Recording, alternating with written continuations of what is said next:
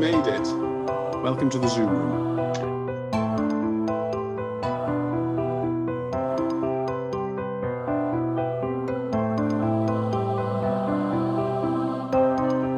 Welcome to the Zoom room. Everyone to the Zoom room. Happy New Year to all. Nice to see you all. Fabulous turnout. What? Yeah, hello, hello, hello. What's that? I'm glad you all agree that this looks like an interesting topic to have in the Zoom room. Yeah. I'm actually living in Newport myself, and the Newport Transporter Bridge is, for me, one of the several best kept secrets about Newport. And I hope that you've all arrived in the new year thinking, next year, 2021, I'm going to come along to the Zoom room and get involved in that project, because it's very exciting to see it. So many people here all at once. Emma, welcome to the Zoom room. Very lovely to have you here. Well, thank you very much for inviting me. It's fantastic to see such a big turnout, really, from people which it seems to be from all over the place, and not just Newport, which is fantastic, really, for us in terms of raising the profile of the bridge.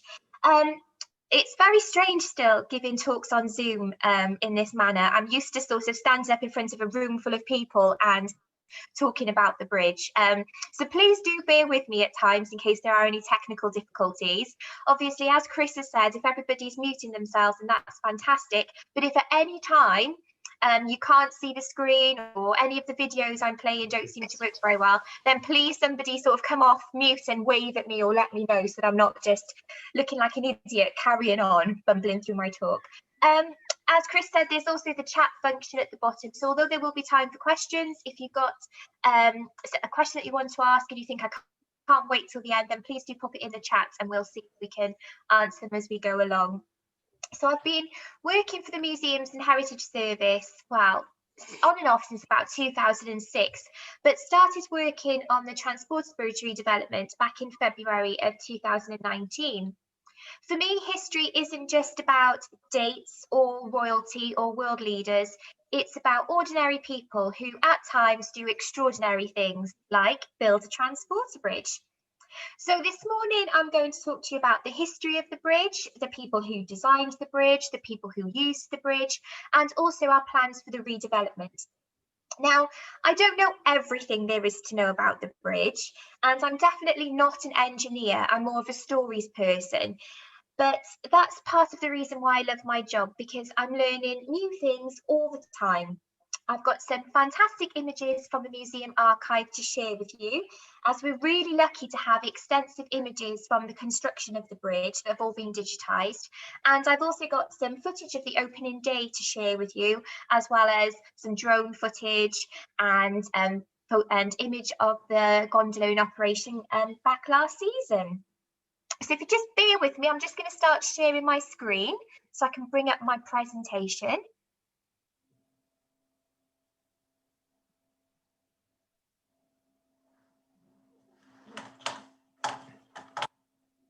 Okay, so hopefully we can all see that now. If somebody can, Chris, if you can just give me a thumbs up if you can see the presentation. Fantastic, excellent. Okay, so for those of us living in Newport or brought up in Newport, then the Transporter Bridge is more than a landmark dominating our city skyline.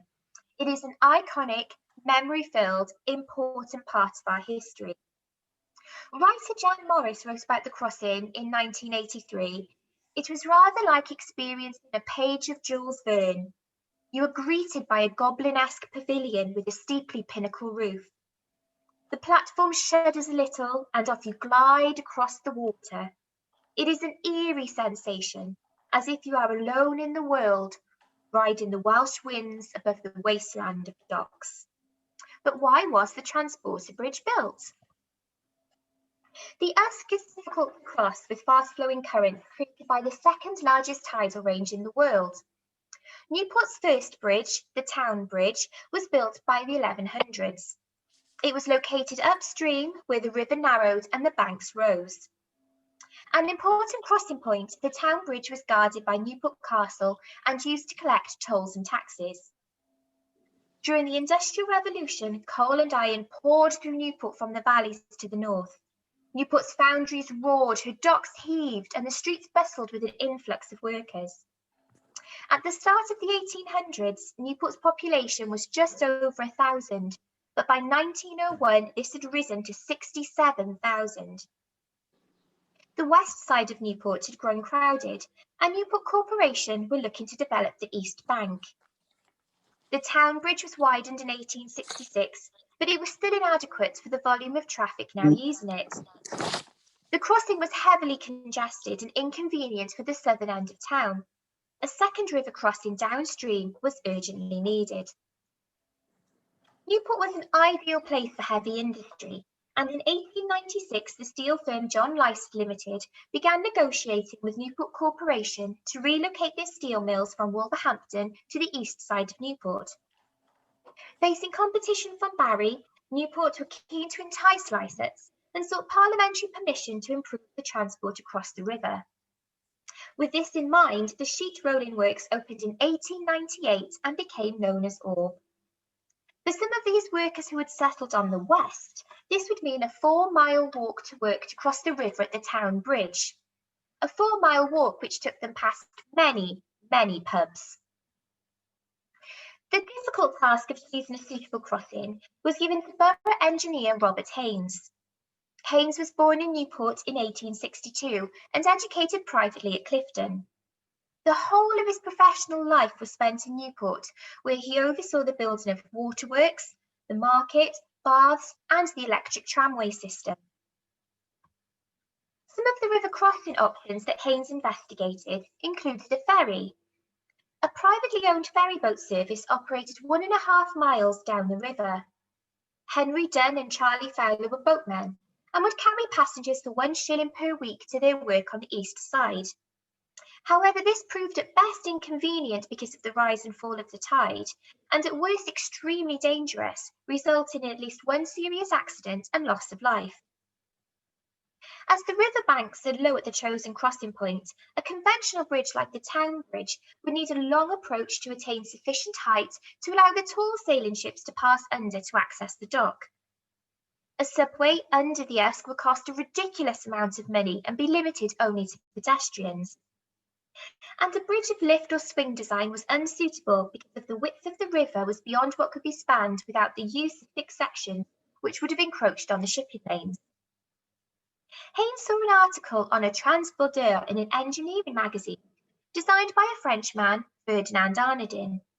He was attracted to this idea of a transporter bridge, and so took a delegation from the corporation, which mainly councillors and their families, over to Rouen, where one was in the final stages of construction to meet Arnaudin. The council minutes from August 1899 report from the visit. The members of the deputation made several journeys across the river and also carefully inspected, on top of the bridge, 170 feet over the river, the passage of the car from which the carrier or platform is suspended. The motion is easy and not unpleasant, and the vibration is very slight.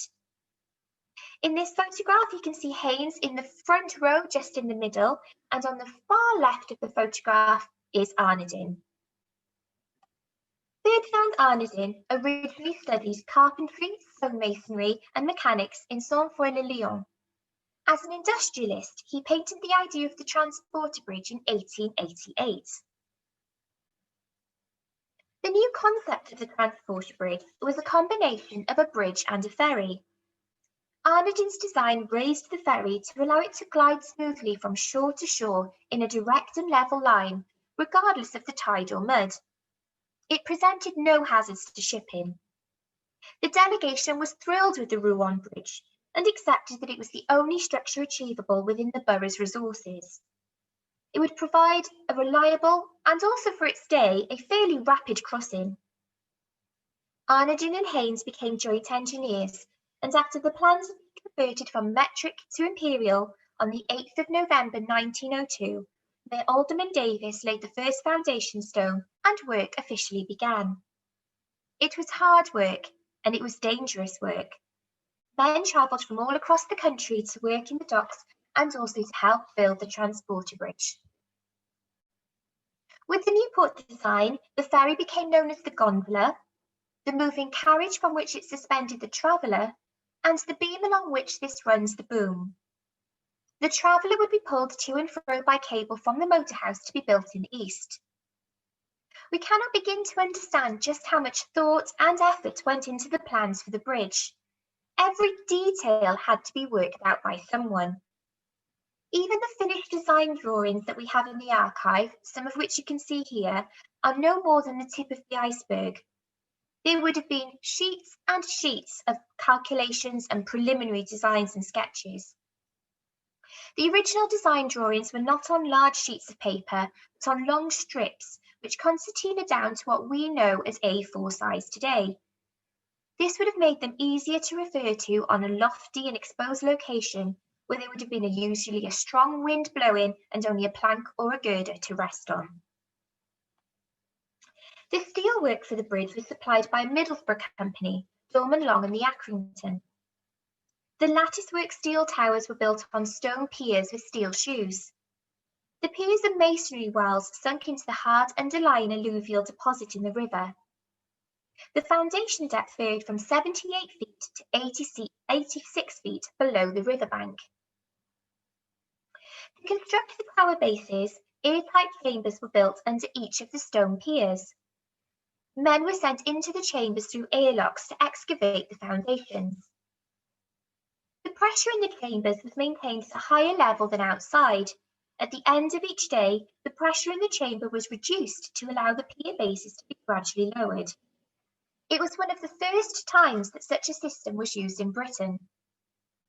No one experienced any illness, although it was claimed that great recklessness was often shown in increasing and reducing the pressures when passing through the lock. The base of the tower shows how all of the weight of the bridge has been gathered together so as to bear down at the centre core of the foundation piers where they are the strongest. The main cables are fixed in massive anchorages built above ground on a concrete raft with timber piles. Set at a slight angle, they act like giant tent pegs holding the building to the ground. This structure holds the bridge in place, much like a ship's anchor holds a huge vessel steady in stormy seas. These cables are kept at the right tension to create the bridge's stability.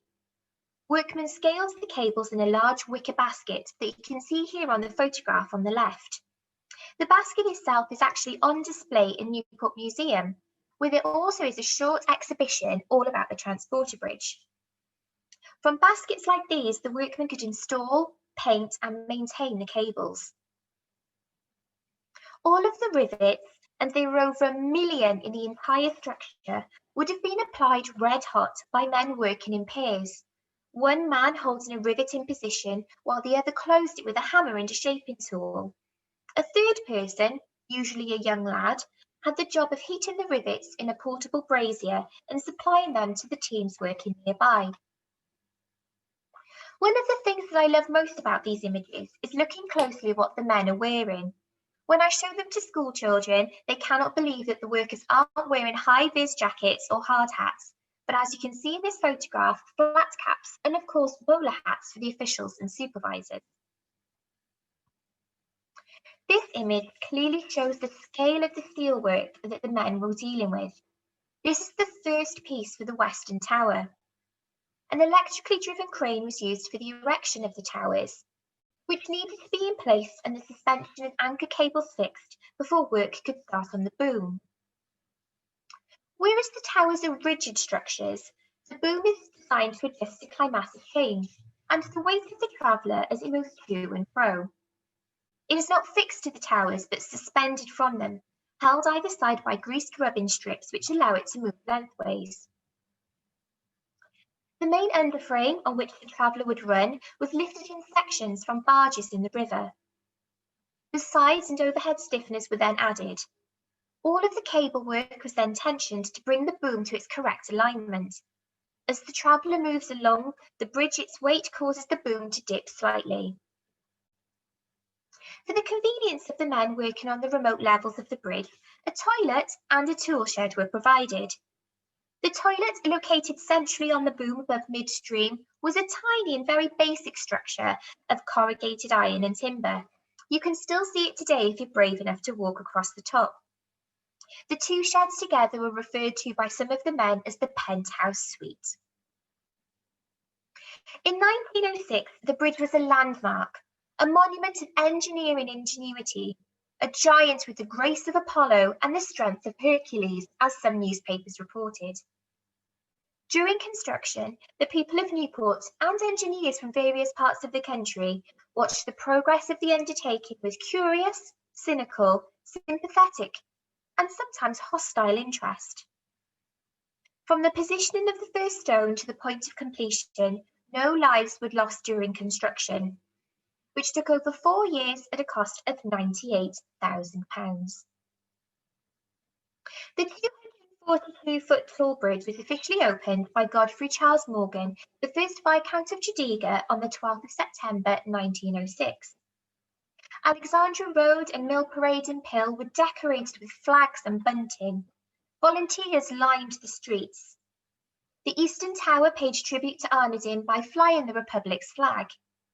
And despite the rain, crowds of residents and invited VIPs turned up, cheering and desperate to cross. The band of the 4th Battalion of the South Wales Borderers played the national anthem. The opening of the bridge was the first major event to be filmed in Newport, which shows that even then, people realised it was a monumental part of Newport's history that needed to be preserved for future generations. The footage was rediscovered in the 1980s by film historian John Huntley, and I have it to show you today. Just bear with me.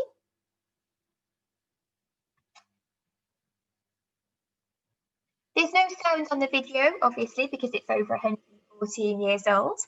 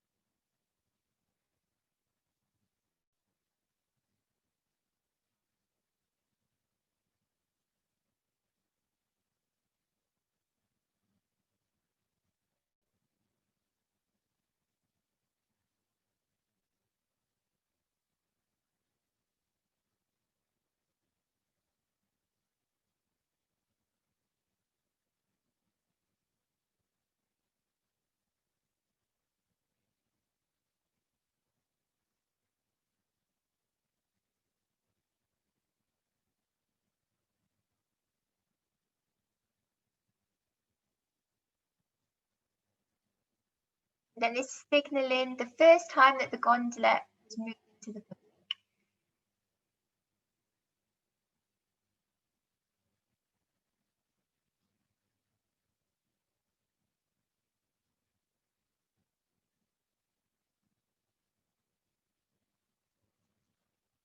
As it approaches the west side now, if you look closely, you can see children running along the riverbank.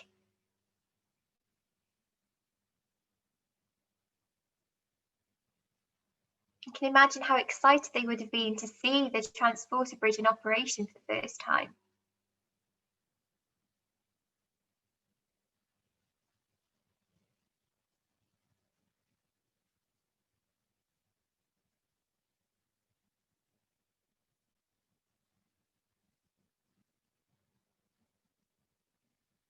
On that day, the bridge closed at 9 p.m. and nearly 8,000 people had paid the halfpenny toll and crossed on the gondola. Total take-ins for the day amounted to £20, 14 shillings and 5 pence. 210 people made the climb over the top of the bridge on foot to sample the panoramic views of the town. As the numbers show, it was a huge event in Newport's history. What we need to remember is for the town's communities, it was like having the future right there on their doorstep.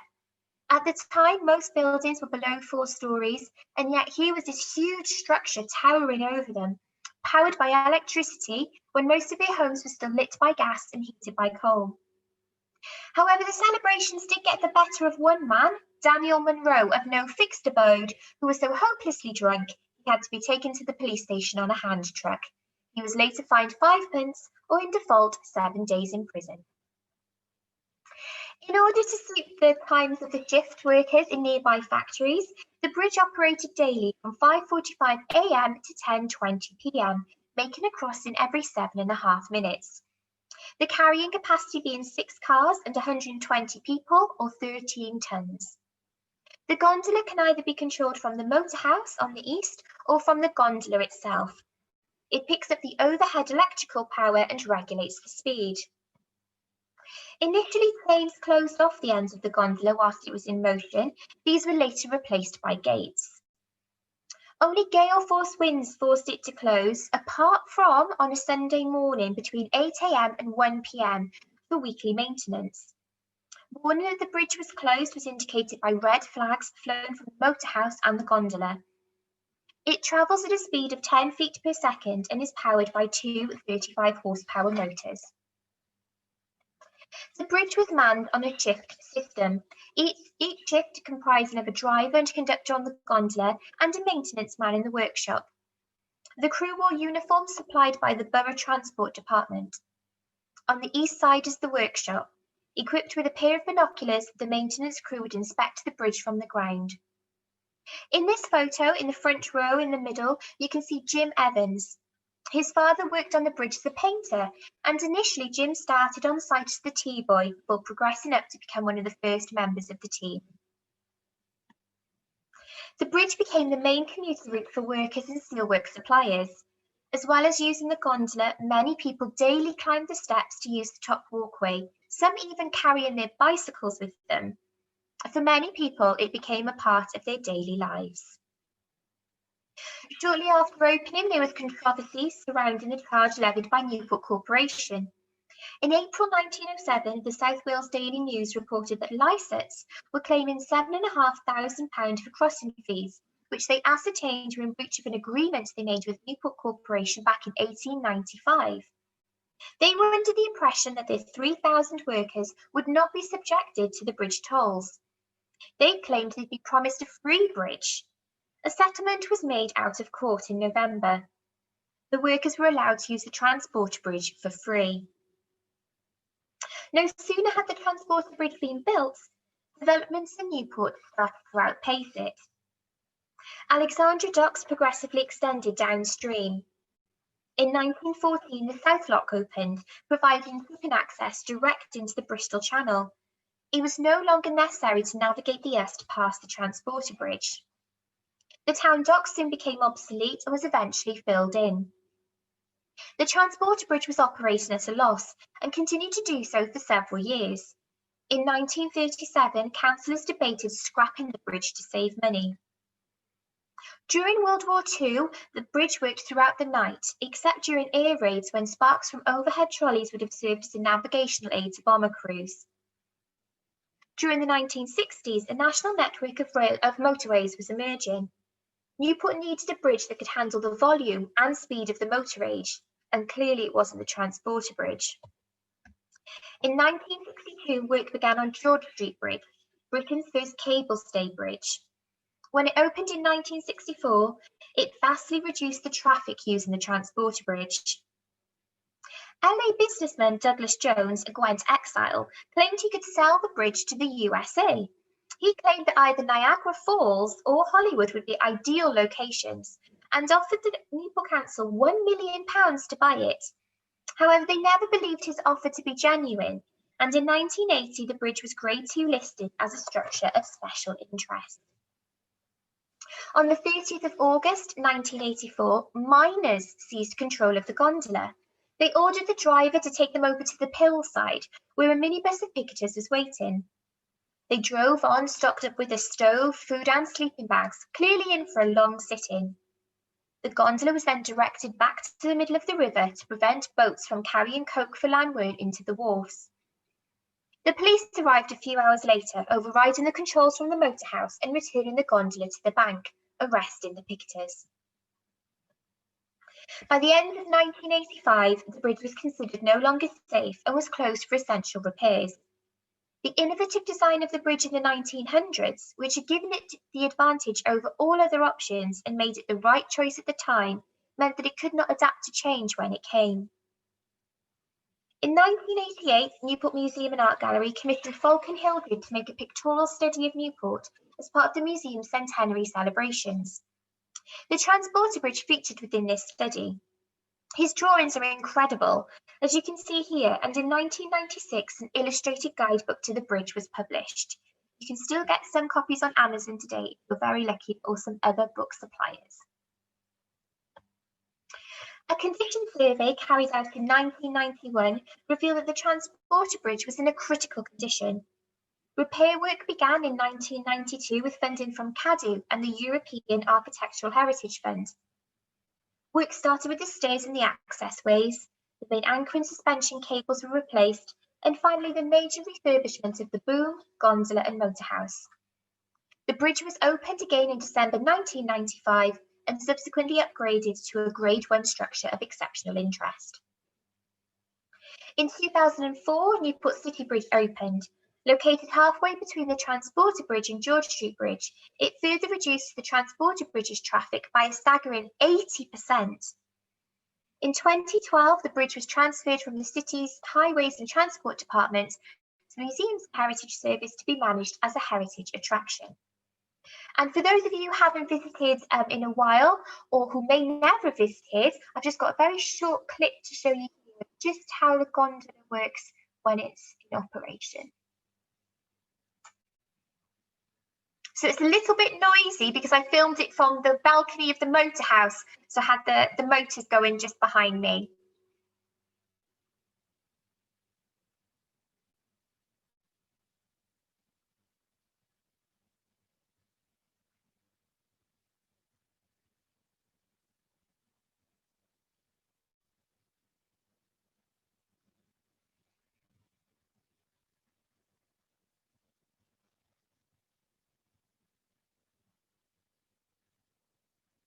When it butts against the bank, then one of the staff members pop a pin in, and that's how we anchor it to the side to allow visitors to go on, and also cars and other vehicles.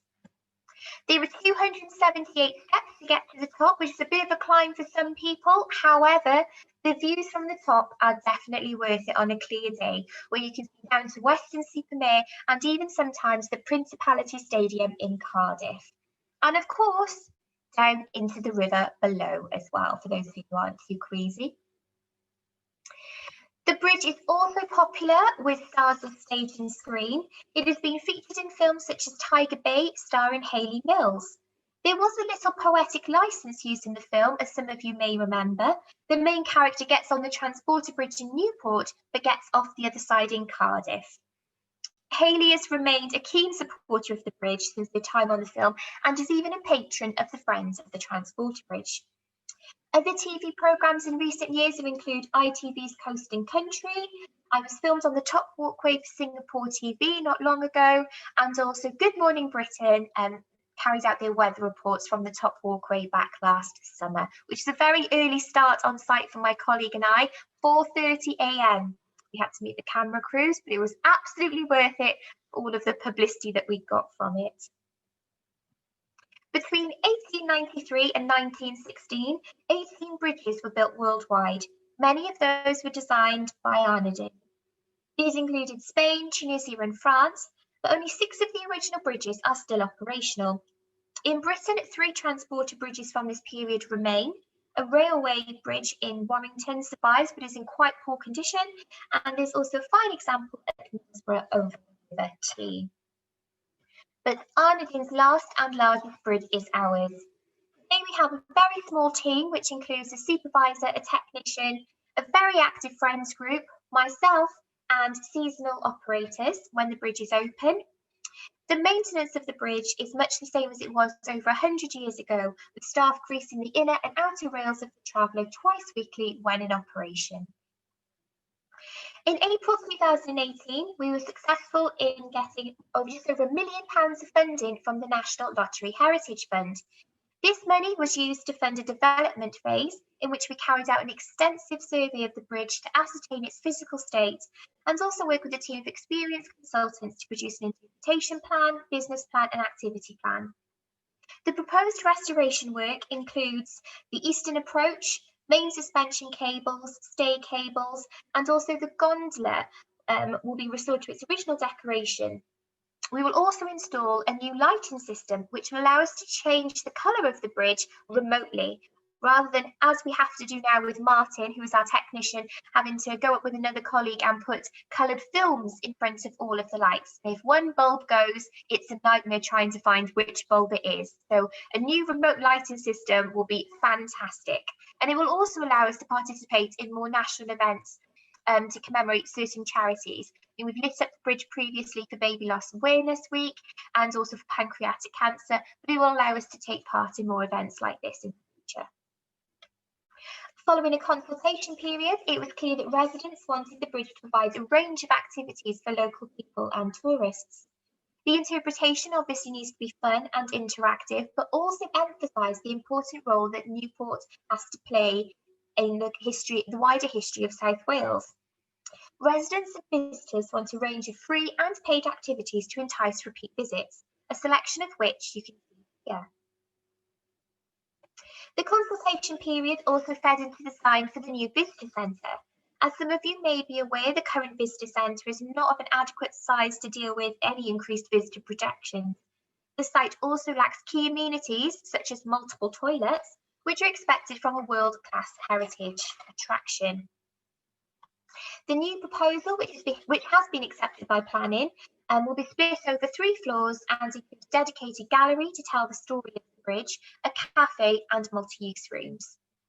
There is also an interconnecting bridge which will run from the visitor centre to the stairwell on the west side. This will be accessed via the top floor and cafe area. We will bring history to life through a people-focused approach, concentrating on those who designed the bridge, built the bridge and used the bridge. 4 main themes have been identified, which you can see here. Through these themes, visitors will develop historical knowledge of who built the bridge and why, understand the role that Newport played in the South Wales economy, and also have knowledge of the wider natural environment in which the bridge sits.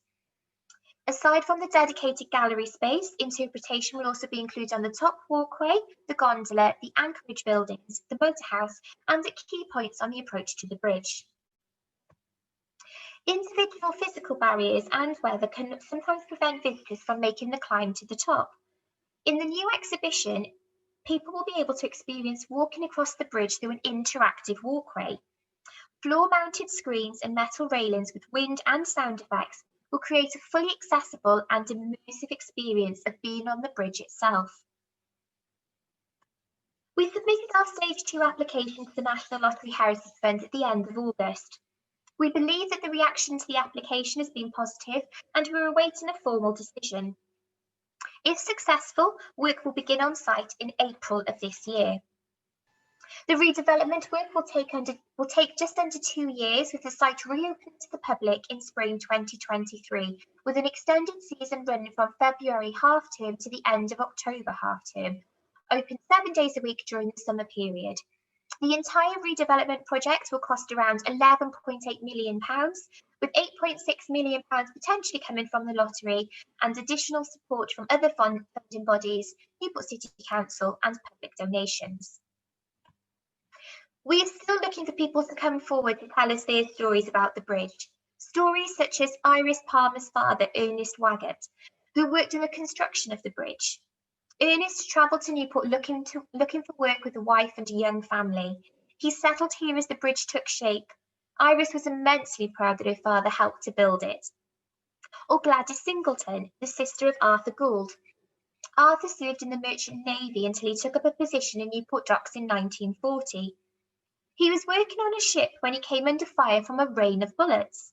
A German plane was spotted flying underneath the transporter bridge before opening fire on Arthur and his colleagues. Luckily, no one was hurt, and Gladys said that he often talked about the experience, in particular the shock of seeing a plane fly underneath the bridge.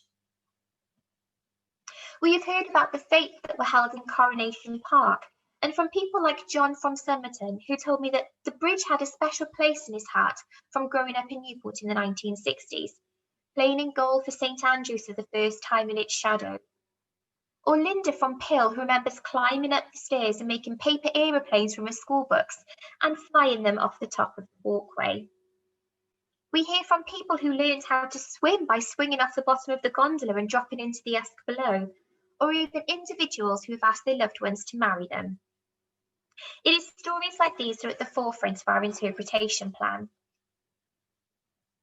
I've now got some drone footage to share with you as well, because it's always nice to see it from a different angle. The Newport Transporter Bridge is the most complete of the 6 remaining functional bridges. It is one of, if not the only, very large construction of the 20th century in the UK, entirely designed and project managed by a French engineer.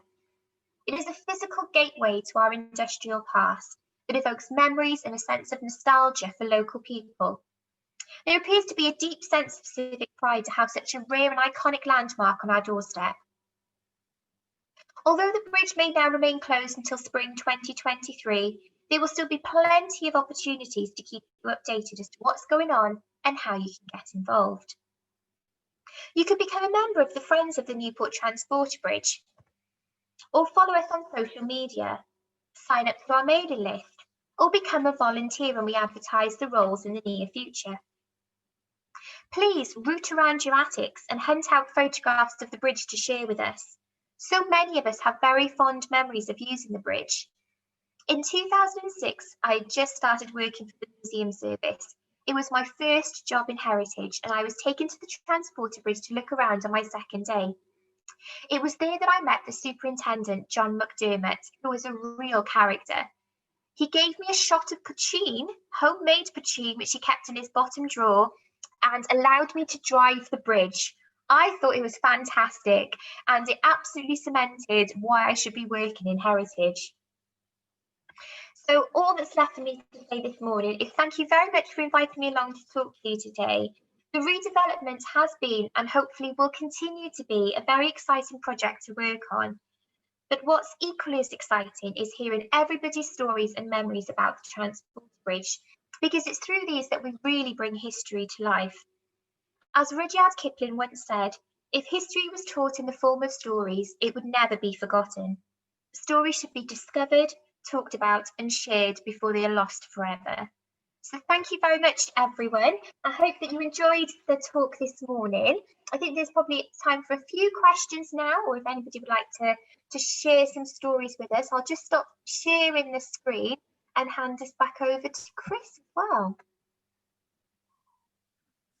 Thank you very much, Emma. That was just great. I spent most of the time thinking, oh no, it's going to end. It's going to end. It's really great. I'm sure there are going to be some questions. You've answered the big one, which several people have been asking in the chat, saying, when's it going to be open again? We got that. One quick question I'm going to steal before people get going, and I'm not quite sure how I'm going to manage getting the questions organized now, but I'm going to jump in and steal one. Will we still be able to walk over the top when it reopens? I see you've got a virtual walk there, but will we be able to do the real thing? Yes, absolutely. When the site reopens, the top walkway will still be there, and there will be interpretation actually on the top, which will give people a better understanding of what it is they're looking out onto. Because I think one of the things, even for local people, probably around my age and younger, it's unusual to think that the docks is still a very busy industry.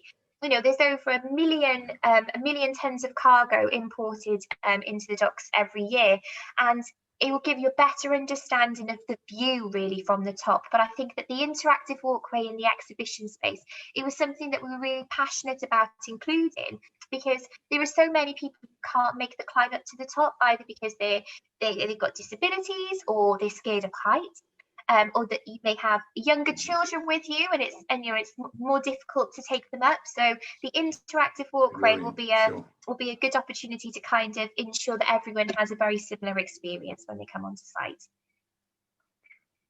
Okay, so I'm sure we might have some comments or questions from the crowd. You've got some very positive feedback in the that's going on, so people are really pleased. It's been, I think the easiest thing to do is if you look at your little bar of tools down the bottom and you see your reactions, if you can just put a hand or a thumbs up or something, and I can see that you want to jump in and speak, then I'll invite you one at a time to ask Emma a question. And I just go from the top and work through. So bear with me. And I can see on my screen straight away, oh, Tony's put your hand down. I thought Tony had put his hand up. What do you mean? I'm still looking through the screen. See, no one is going to say anything now. Tony, I can hear you chuckling. Have you got a question for? Yeah. Has anyone go on then, what you got? Making a model of the transporter bridge?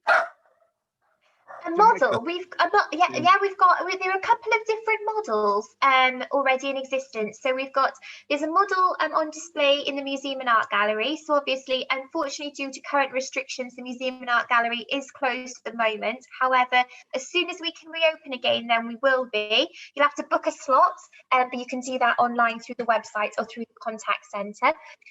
There is also a small model on display in the current visitor centre, which is managed by the Friends of the Transporter Bridge, and there's also a matchstick model which was on display in the market as well.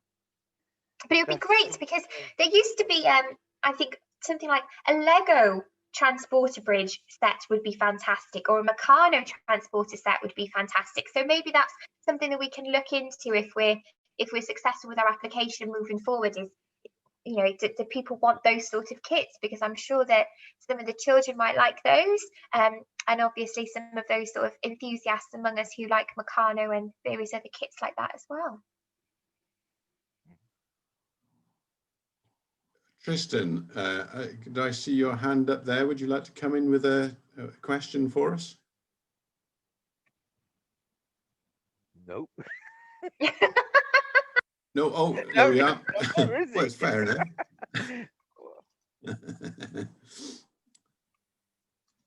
It's quite daunting, isn't it, when you're on a call like this? There's so many people, you might feel a little bit apprehensive about asking a question.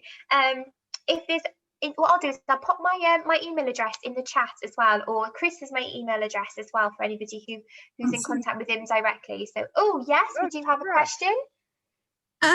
Not a question, a little story that one of our 4 children and a foster child abseiled from the top of the transporter bridge for a charity. They were about 15 or 16 years old and they're 30 odd now. So I can't remember which charity it was for. My one daughter, she was rather adventurous and she was really looking forward to it. The foster son was a little bit worried about it, but I think he did it because, you know, his foster sister went, whoa, you know, she went. Yeah, we still have abseils. We still have a lot of people abseiling for charity off the top of the bridge. We had some just before, I'm trying to think, just before Christmas actually, and it was a horrendous day. It absolutely poured down from start to finish, but all of these brave people who signed up to raise money for charities, they still did it from the top, and we've got some photographs of that actually on our Facebook page. There's also potentially a couple of other charity abseils coming up at the end of March for St David's Foundation, definitely, and probably some of the other smaller charities as well. Keep an eye out on our social media feeds for further information. We're just obviously waiting, as with so many of us, to see what the restrictions are going to be and whether we're going to be allowed to facilitate that or not. So we're going to keep our fingers crossed, because they raise such a lot of money for those charities, and especially in the current climate, it's so important to be able to fundraise for charities, because obviously there's so many that are struggling at the moment. I see. Mike, have you got your hand up there? Would you like to come in with a question here? Yes, I have. Just a quick question, Thank something you, I Mike. was wondering about. You said in the presentation that they got the steel from somewhere in England, I think. I was Middlesbrough. just wondering, considering the past heritage of sort of South Wales, Port Talbot, British Steel, I think it was called then. I don't know if it is still, if it was around at that time, but I wondered why they didn't get the steel more locally. I think looking at the newspaper reports and the council minutes and things, I think it was cost. I think that it was cheaper to bring it in from Middlesbrough. They had a better deal of some sort, which is why they went with that company rather than a local company.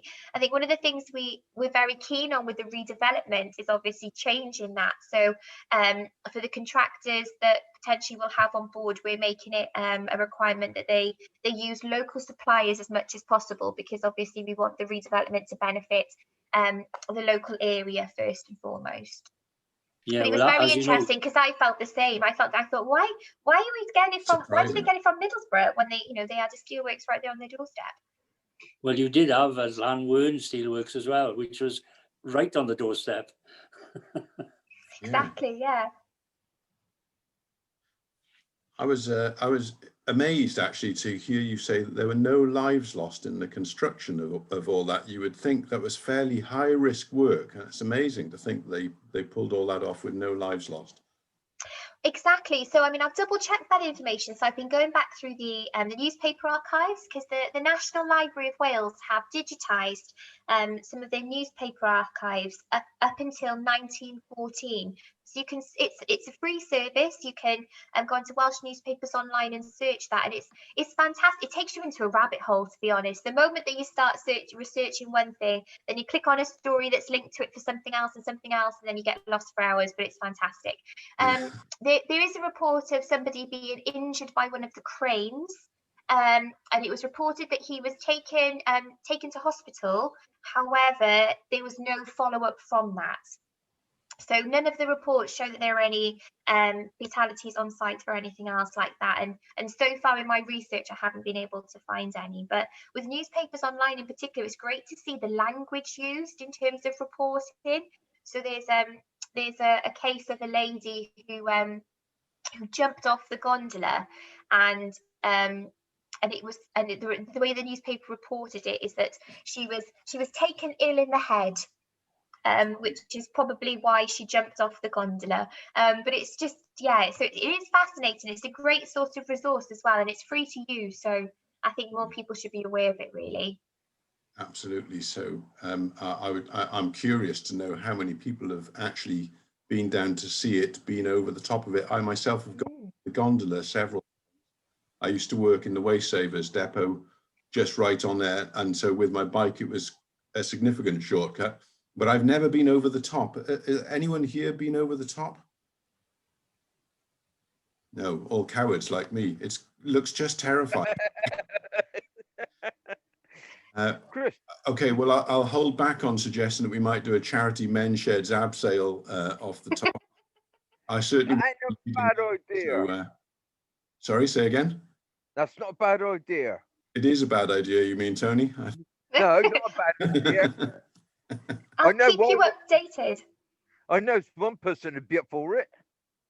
The Joker. I'm sure it's another day out for us. A Newport men's shed, are volunteering to put together an abseil off the bridge when it's open again. I will be there to hold the microphone and the. Yeah, right. Bet you will. Morning, Ben. Anybody else want to jump in and say anything here? Oh, I think Tristan does. Tristan, your hand's up. Yes. Okay. Come on in, Tristan.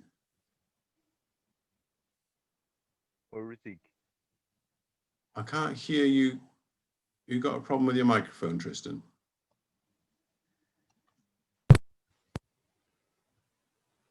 Someone, sir. No. No.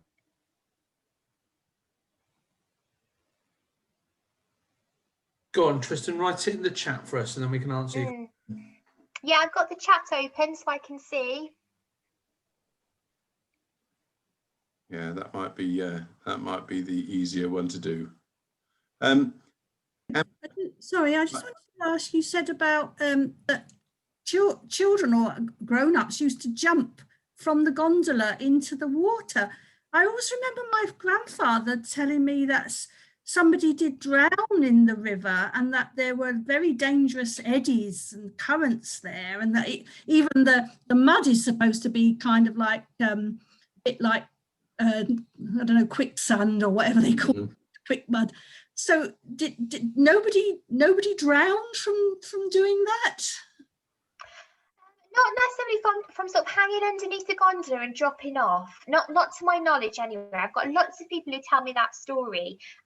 Mainly sort of people who are in their sort of 70s and 80s. They tend to tell me that they used to swing underneath and jump. I don't suppose they held on for very long before they swam back to the bank, to be honest. I don't think it was as though they were holding it onto the middle and then dropping and swimming back. But I think, as you said, though, the current itself is so fast, and that, you know, and the way that the tide is, I can't imagine anybody doing that at all. I mean, obviously it's nothing that we can condone or anything now, but it's yeah, it's just crazy stories. I mean, I can't, and we do have, there's a painting actually that one of the friends of the Transporter Bridge has, and it was a painting that's been done by a local person of somebody swinging, you know, holding on underneath. So obviously it's not just necessarily a wives' tale. It was quite a common occurrence, I think, for young people at that time. They used to use the Transporter Bridge a bit like their playground, I guess. They'd be up and down and across the steps and into Corrie Park and back over into Pill. So hopefully it'll be like that again if we get the redevelopment to go ahead. A hive of activity. Hopefully not with children hanging off the gondola. Not with children hanging off, no. You know. That's not allowed. Yeah, it's a great resource. It's been really fantastic. Thank you so much, Emma. I really enjoyed today's show. I might hold you to, we discussed, Emma, whether you might want to write a little article for us to accompany this. This has been recorded, and we'll put the video up on YouTube and on our website. But it'd be nice if we had a little article, and maybe you could put some links in with to some of the other articles. I absolutely could be a bit of a rabbit hole to go down. There's a lot of research to do, but I mean, it's fascinating local history, and local history is clearly something that is interesting to this group. So yeah, let's see if we can get that done. Yeah, absolutely. You know, and it's great because, you know, we've got there's lots of stuff coming up as well. So with the museum and art gallery, we managed to get some funding to do a project called the Folk of the Footbridge, and that's looking at the city footbridge, which connects Maindy to the city centre, but also kind of using the bridge as a way of collecting people's stories who use the bridge daily, but also looking at the history of the river and bringing in, you know, bits about the castle, bits about the museum collections, bits about the Transporter Bridge and George Street Bridge. So, you know, we're officially launching that sort of this week, and there'll be information available on that on the Friends of the Newport Museum and Art Gallery social media feeds, and also their website as well. There's a couple of blog entries on there as well, which would be worth looking at if you're into local history. That's always a good place to start as well. Fab stuff, and segues rather nicely into, we've had a previous speaker, Richard Keane, who's a local historian and friend of Men's Sheds movement, and he offered to come back, and he talked a bit about bridges. Said, well, I could easily do a whole show just on bridges and tunnels of Wales. So that might be a nice little link to follow up there. He's on my list of people to invite in for 2021. Plenty to do. We're coming up to the 12 o'clock time. I guess we're nearly done. If people are keen to jump in, they can wave their hands around now, and I'll give you one last shot. Otherwise, I'm going to start pulling the session to an end. You're having lots of thank you messages coming up, so that's... I know, which is lovely. Thank you so much, everybody, for all of your kind comments. I'm just always relieved that the technology worked, to be honest, and that there wasn't any glitches or anything else like that. So thank you so much for inviting me along today. Thank you so much for coming. You've done a really great job. It's been great. You've been a wonderful guest. I was going to thank you. Virtually, I love that. Thank you. You can put up your thumbs and all that stuff. Thank you so much. Thank you very much, everyone. we're going to Thank you. close the session. Thank you. That's great. Take care, everyone. Yeah. Bye.